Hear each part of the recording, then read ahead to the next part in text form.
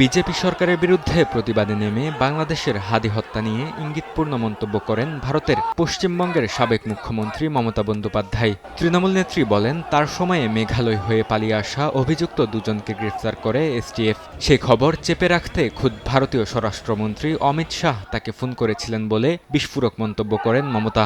বাংলাদেশ থেকে একটা বড় খুনিকে এসটিএফ অ্যারেস্ট করেছিল, জেনে রাখুন।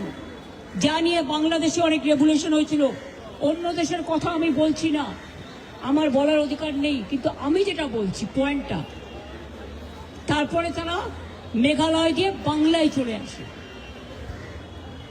বাংলায় যখন চলে আসে তখন আমাদের এসটিএফ তাকে ধরে, এটা তাদের ক্রেডিট।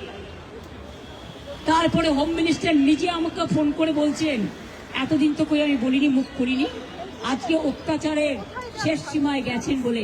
মঙ্গলবার পশ্চিমবঙ্গের তৃণমূল কংগ্রেসের ক্ষমতা হারানোর প্রায় এক মাস পর বড় আন্দোলন কর্মসূচিতে রাস্তায় নামেন সাবেক মুখ্যমন্ত্রী মমতা বন্দ্যোপাধ্যায়। এ সময় এসব কথা বলেন তৃণমূল নেত্রী। এমনকি তিনি মুখ খুললে বাংলাদেশ উত্তাল হয়ে পড়বে বলেও মন্তব্য করেন। আমি এখনো নামটা বলছি না ভদ্রতা করে, বাংলাদেশের লোক উত্তাল হয়ে যাবে, আমি সেটা চাই না। আমি দেশকে ভালোবাসি, না বলবো না দেশের স্বার্থে।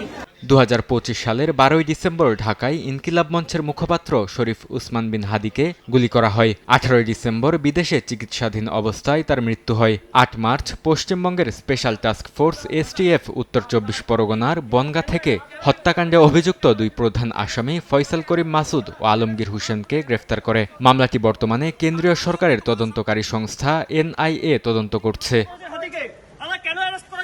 বাংলাদেশের অন্তর্বর্তী সরকারের সময় হাদি হত্যার ঘটনার পরপরই খুনিরা ভারতে পালিয়ে যায় বলে অভিযোগ করে ঢাকা। সে সময় ভারতীয় কর্তৃপক্ষ বিষয়টি অস্বীকার করে। বাংলাদেশের রাজনৈতিক দলগুলোর পক্ষ থেকেও হাদি হত্যার সঙ্গে ভারতের সংশ্লিষ্টতার অভিযোগ তোলা হয়। এবার ভারতের কেন্দ্রীয় সরকারের বিরুদ্ধে এমন ইঙ্গিতপূর্ণ মন্তব্য করলেন তৃণমূল নেত্রী মমতা বন্দ্যোপাধ্যায়। এতে নতুন করে ঢাকা দিল্লি রাজনৈতিক ও কূটনৈতিক টানাপোড়েন দেখা দিতে পারে বলে মনে করছেন বিশ্লেষকরা।